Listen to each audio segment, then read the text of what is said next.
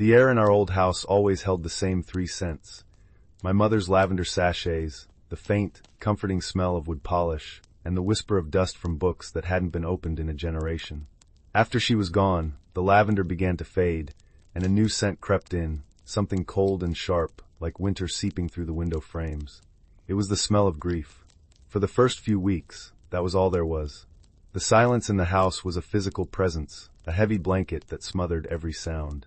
The grandfather clock in the hall seemed to tick slower, its deep, resonant chime a painful reminder of passing time, time that my mother was no longer a part of. My father, Thomas, moved through the rooms like a ghost, his shoulders permanently slumped, his footsteps so quiet on the worn oak floors I often didn't know he was there until I turned and saw his shadow in a doorway. I was 26 years old, and the house on Chestnut Street was the only home I had ever known. Every scuff on the baseboards, every faint pencil mark on the kitchen doorframe, tracking my height from toddler to teenager, was a part of my own story. My mother, Eleanor, had been the heart of it all. Her laughter was the melody that filled its rooms, her warmth the hearth that kept it from feeling old and drafty. She had a way of making the sunlight feel brighter just by opening the curtains. Now the curtains stayed drawn, and the rooms were filled with a muted, gray light that made everything look tired. The day we went to the lawyer's office was one of those gray days. The air was thick with the promise of rain, and the sky was the color of unpolished silver. My dad drove, his hands gripping the steering wheel so tightly his knuckles were white. He didn't speak, just stared straight ahead, his jaw set in a hard line. The lawyer's office was downtown, in a sterile building that smelled of stale coffee and disinfectant. It was a world away from the familiar comfort of our home. We sat in 2 stiff, unforgiving leather chairs that sighed every time we moved. The air in the room was still and cool, and the only sound was the rustle of papers as Mr. Gable, a man with a kind face and sad eyes, prepared to read my mother's will. He cleared his throat, a dry, papery sound. Eleanor was very clear in her wishes, he began, his voice soft but firm. She took great care in preparing this. My dad just nodded, his gaze fixed on a point on the far wall. I felt a knot tighten in my stomach. I expected everything to be simple, straightforward. Everything to be divided between my dad and me. But the knot was a premonition, a cold little stone of dread. Mr. Gable continued, reading through the usual bequests: jewelry to a cousin, a donation to the local library, her collection of porcelain birds to me. I could feel the smooth, cool surface of those birds in my memory, how my mother would let me hold the tiny bluebird when I was sick. Then he got to the house. His voice became even more deliberate.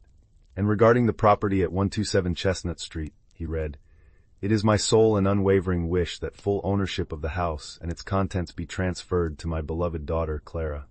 The silence that followed was absolute. It was so profound I could hear the faint hum of the fluorescent lights overhead and the frantic, panicked beating of my own heart. I slowly turned my head to look at my father.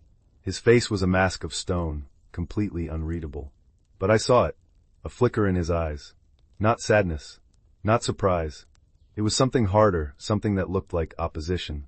She left the house to me?" I whispered, the words feeling foreign and heavy in my mouth. "That is correct," Mr. Gable said gently. "She was very specific. There's a letter for you as well, Clara, which I'll give you. For you, Thomas," he said, turning to my dad. "Eleanor has left you the entirety of her savings and investment portfolio, which, as you know, is quite substantial. Her reasoning, as stated here, was that she wanted you to be financially secure and free of the burden of the house, and for Clara to always have the home she grew up in." It made a kind of sense. My dad had always complained about the upkeep. The leaky roof in the spring, the drafty windows in the winter, the lawn that seemed to grow an inch every hour in the summer. He called it a money pit. But my mom had called it our anchor. My father finally moved. He shifted in his chair, the leather groaning in protest. He didn't look at me. He looked at Mr. Gable. "I see," he said, and his voice was flat, devoid of all emotion. It was the voice he used when he was angry but trying to hide it. That cold, clipped tone sent a shiver down my spine. The drive home was even quieter than the drive there.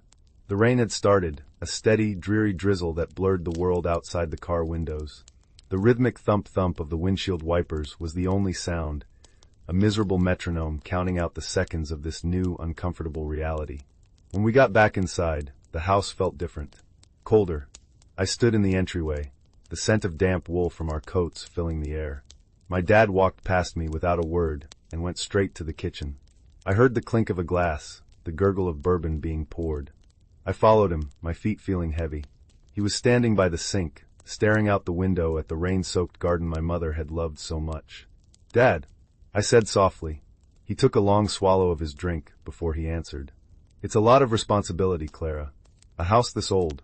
"I know, but Mom wanted me to have it." "Your mother was a sentimental woman," he said, and the words had a sharp edge. "She didn't always think about the practicalities. The property taxes alone are nearly $5,000 a year. The furnace is 20 years old. It's a matter of time before it gives out. That's a $10,000 plus replacement." I wrapped my arms around myself, a sudden chill making me tremble. "I have a good job. I can manage it." He finally turned to look at me, and his eyes were dark, unyielding. "It's a mistake," he said, his voice low. "It's a burden you're not ready for. We should sell it. Split the money. It's the smart thing to do." "Sell it?" The words felt like a betrayal. "Dad, no. This is our home. This is Mom's home. It's a collection of wood and nails, Clara. It's holding us back." He slammed the glass down on the counter, the sound echoing in the quiet kitchen. "She should have left it to both of us. We should have made the decision together." And that's when I knew. This wasn't just about practicality or furnaces. This was something else. He wasn't just suggesting we sell the house. He was going to try and make me sell it. The battle for my mother's last wish, for the only home I had ever known, had just begun. And the person I had to fight was my own father. In the weeks that followed, my father's campaign was a quiet war of attrition. He never raised his voice again, but his opposition was a constant, oppressive presence in the house. It was in the way he would run his hand over a crack in the plaster and sigh heavily. It was in the articles about the crashing real estate market he would leave open on the kitchen table. He'd make comments that were like tiny poison darts. "Heard from Susan down the street," he'd say, stirring his coffee, the spoon clinking rhythmically against the ceramic. "They just replaced their whole roof. Cost them $20,000. Can you imagine?" Every conversation was a minefield, every comment a reminder of the house's supposed flaws and my own inadequacy. I tried to ignore it. I focused on the letter my mother had left me. I read it in my childhood bedroom, sitting on the edge of the bed with the faded floral comforter bunched in my fists. The paper was thick and creamy, and it still carried the faint scent of her perfume. Her handwriting was a beautiful, elegant script, each loop and curve a testament to her grace. She wrote about her love for the house, not as a structure, but as a vessel for our family's memories. She wrote about the afternoon sun in the living room, the sound of rain on the attic roof, the way the third step on the main staircase always creaked. "This house held us, Clara," she wrote. "It kept us safe and warm. It heard your first laugh and saw your first steps. It's more than just a place, it's a part of our story. I want you to have it, so a piece of us will always be there, so you will always have an anchor." Tears streamed down my face, hot and silent. Her words solidified my resolve. I wouldn't let him take this from me. I wouldn't let him erase her. I started to push back in my own quiet way. I spent a weekend cleaning out the gutters, my hands raw and cold, the smell of damp, decaying leaves filling the air. I patched the small crack in the plaster in the hallway, the cool, wet spackle smooth under my fingers. I wanted to show him, and maybe myself, that I could do this. I was capable. One Saturday afternoon, I found him in the basement. The air down there was always cool and smelled of damp earth and laundry soap. He was standing in front of the ancient, hulking furnace, a monstrous thing of green metal and convoluted pipes that rumbled like a sleeping dragon. "What are you doing?" I asked, my voice echoing slightly in the concrete room. He didn't turn around. "Just looking at this beast. It's making a rattling sound again. Has been for a week." He kicked it lightly, and the metal door clanged. "It's on its last legs, Clara. I'm telling you. I'll call a repairman," I said firmly. "That's a few $100s right there, just for them to show up and tell you what I already know. It needs to be replaced. Then I'll get a quote for a replacement." He finally turned, a look of weary frustration on his face. The single, bare light bulb overhead cast harsh shadows on his features, making him look older, more severe. "With what money? The money your mother left me? Is that what you expect?" "No," I said, stung. "I have savings. I can get a loan if I need to. This is my house now, Dad. My responsibility. I will handle it." His face hardened. "Fine. You handle it." He brushed past me, his shoulder bumping mine, and went back upstairs. The sound of the rattling furnace seemed to grow louder in the silence he left behind. The real turning point came a few weeks later. I came home from work on a Tuesday evening to a disaster. As soon as I opened the front door, the smell hit me. It was a thick, musty, cloying smell of stagnant water and wet drywall. And I could hear it. A steady, relentless dripping sound. My heart plummeted. I followed the sound to the living room. A huge, dark stain, the color of weak tea, was spreading across the beautiful plaster ceiling. Directly below it, the Persian rug my mother had cherished was soaked through. Water was dripping from the ceiling onto the rug with a sickening plink, plink, plink. I stared in horror, my bag sliding from my shoulder and hitting the floor with a dull thud. "Dad!" I screamed, my voice tight with panic. He appeared in the doorway from the kitchen, a dish towel in his hand. He didn't look surprised. He looked resigned, almost vindicated.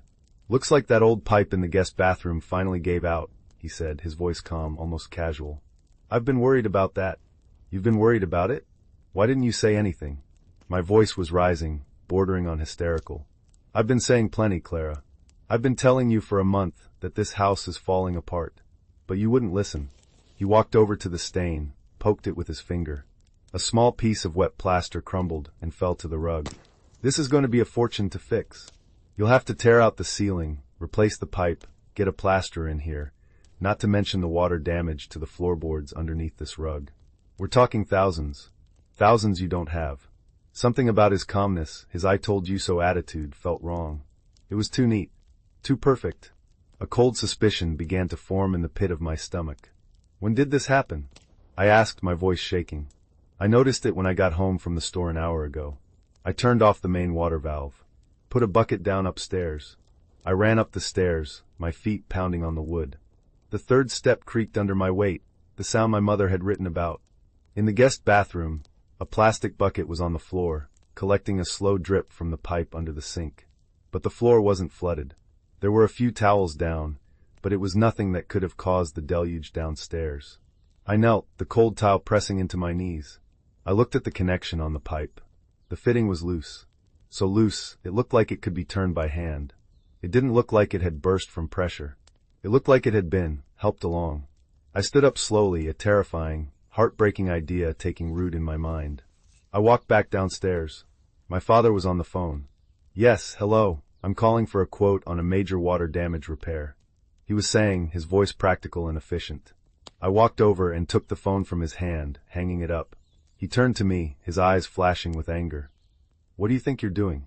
What do you think you're doing?" I shot back, my voice trembling with a mixture of rage and disbelief. "You did this, didn't you? You loosened that pipe."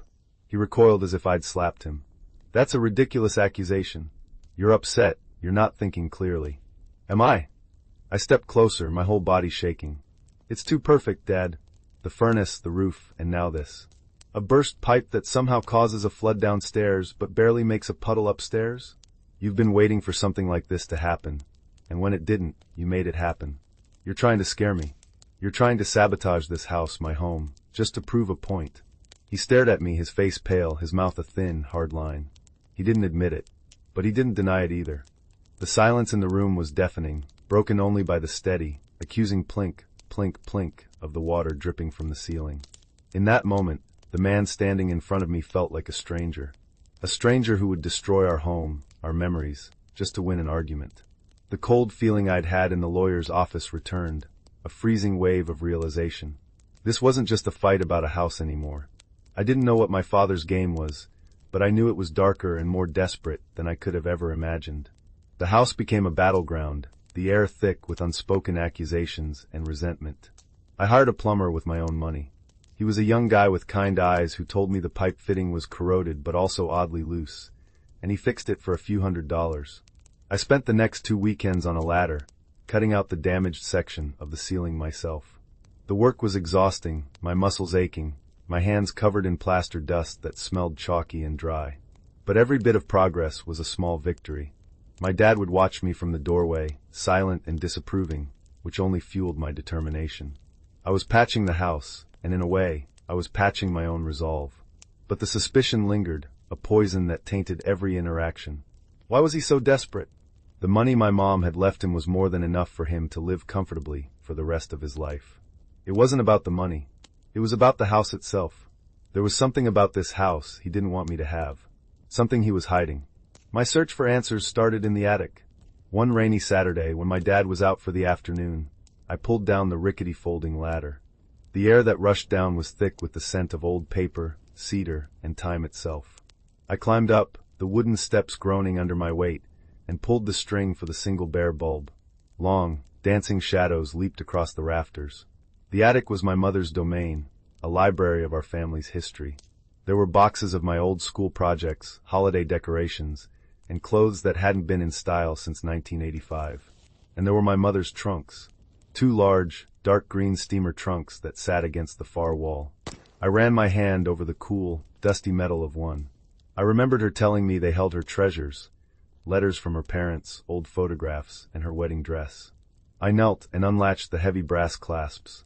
They opened with a soft whoosh of air. Inside, everything was neatly packed. I lifted out bundles of letters tied with faded silk ribbons and stacks of photo albums with black paper pages. I spent over an hour sitting on the rough wooden floorboards, the only sounds the patter of rain on the roof and the crinkle of old paper. I saw pictures of my parents' wedding, my dad looking so young and impossibly happy, his arm wrapped tightly around my mom. I saw pictures of myself as a baby, a gap-toothed kid, a sullen teenager. Then at the very bottom of the second trunk, under her wedding veil, I found a small, locked metal box. It was plain and gray, about the size of a shoebox. I'd never seen it before. It felt cold and heavy in my hands. There was no key. I shook it, and something slid and thumped inside. Curiosity, sharp and insistent, took over. I took the box downstairs to the garage and, using a screwdriver and a hammer, pried the lock open. The screech of protesting metal was loud in the quiet space. The contents were not what I expected. There were no sentimental keepsakes. Instead, there was a thick file folder. I opened it. Inside were official-looking documents. There were geological surveys of our property from over 30 years ago. There were letters from a company called Bedrock Engineering. There was a faded blueprint of our house's foundation. My heart started to beat faster. I began to read. The language was technical, full of terms like soil subsidence, unstable clay substrate, and foundational shear. But the conclusion, in a letter dated 1992, was terrifyingly clear. Due to the unique geological conditions of the substrate on this specific plot, it read, "We project significant and potentially catastrophic foundational failure within the next 30 to 40 years. We advise against construction, and if the property is already developed, we strongly recommend ongoing monitoring and eventual demolition. The structural integrity cannot be guaranteed long-term. 30 to 40 years. That meant now. My blood ran cold.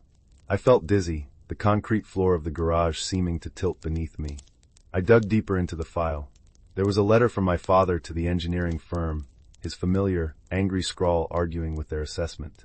And then, there was a letter from my mother to my father. It was dated just a few years ago. My hands trembled as I read it. "Thomas," she wrote, "I know we never speak of this, but as I get sicker, I can't stop thinking about it. That horrible report.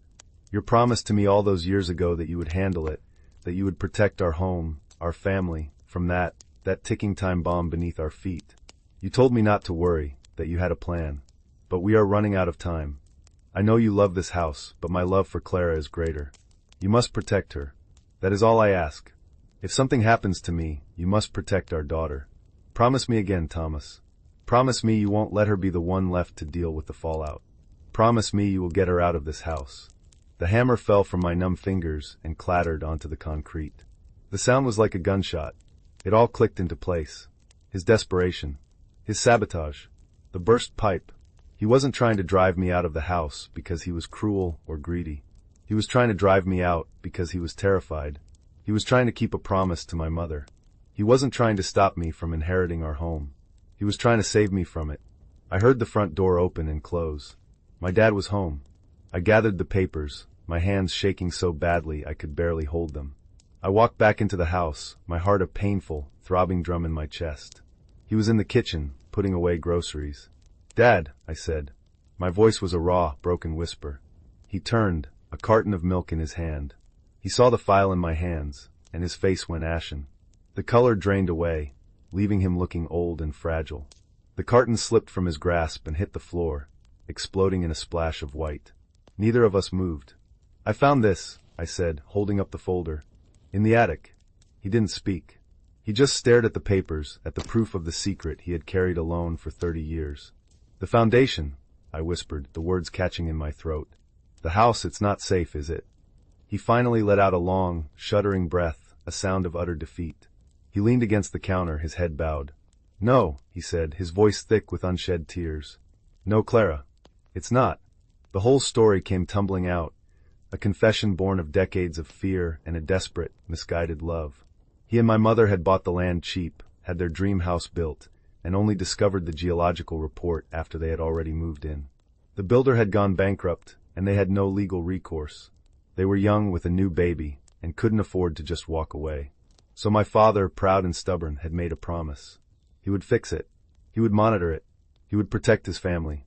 He spent years consulting with engineers, trying to find a solution, but the cost of reinforcing the foundation was astronomical, far more than they ever had.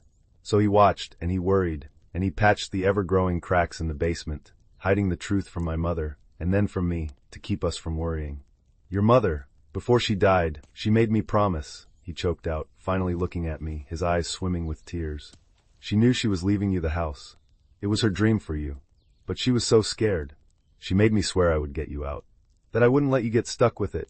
I didn't know how.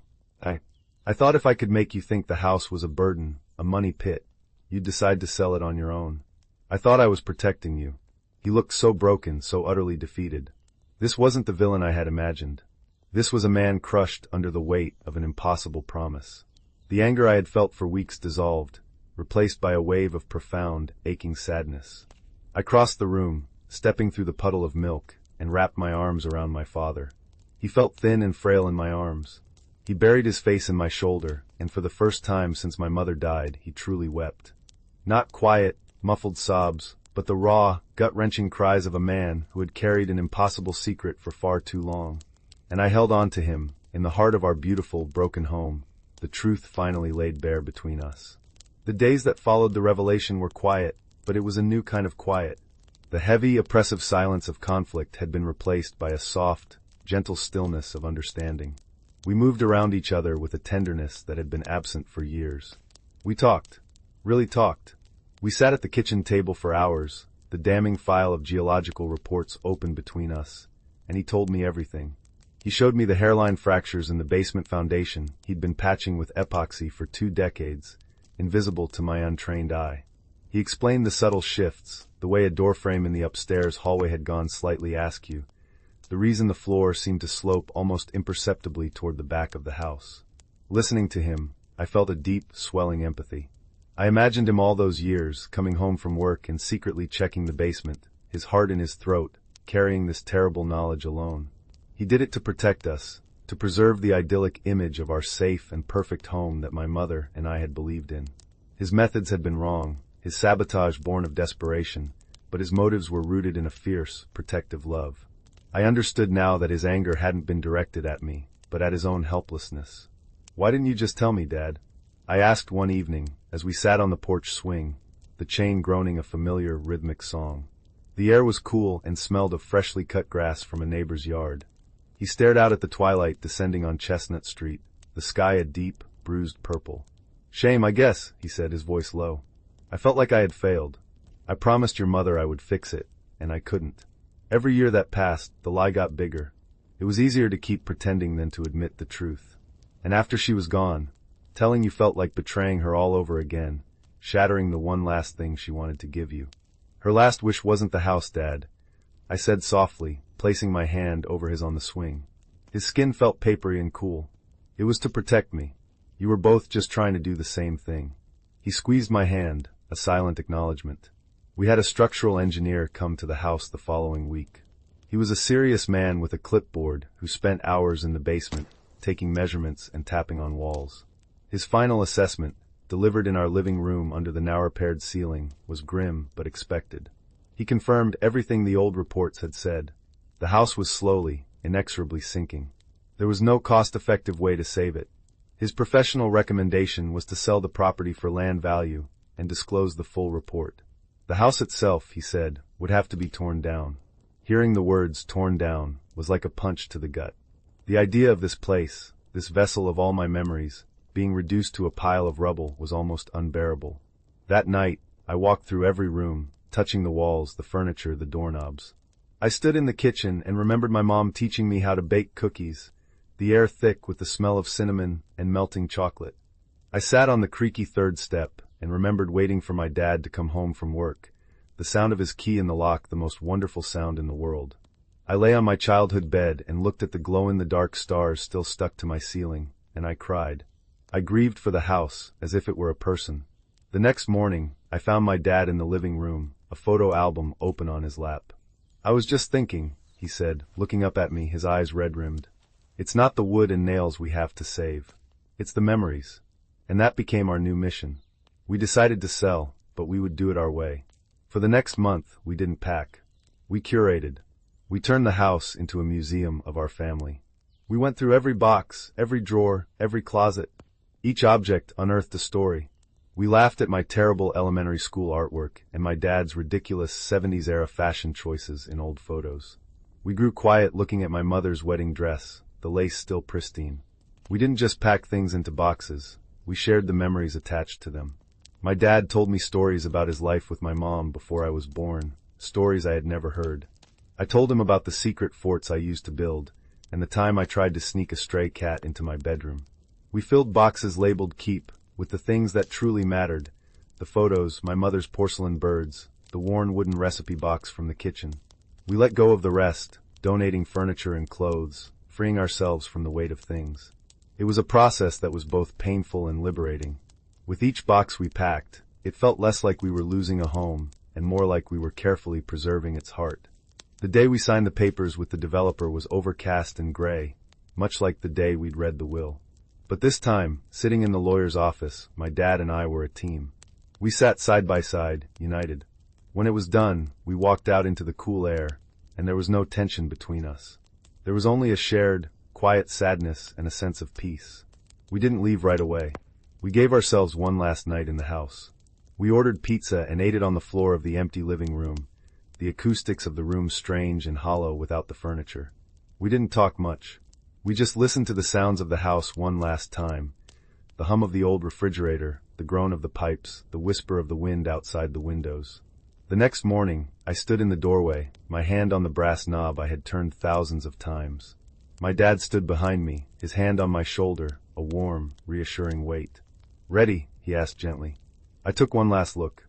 I saw not an empty house destined for demolition, but a vibrant place filled with laughter, love, and life. I could almost smell my mother's lavender, hear her calling my name. The house was a part of me, and tearing it down could never change that. I had inherited something far more important than a building. I had inherited our story, and I had gotten my father back. "I'm ready," I said, and I pulled the door shut. The final, solid click echoed down the empty hall, not as an ending, but as the start of a new chapter, one we would write together.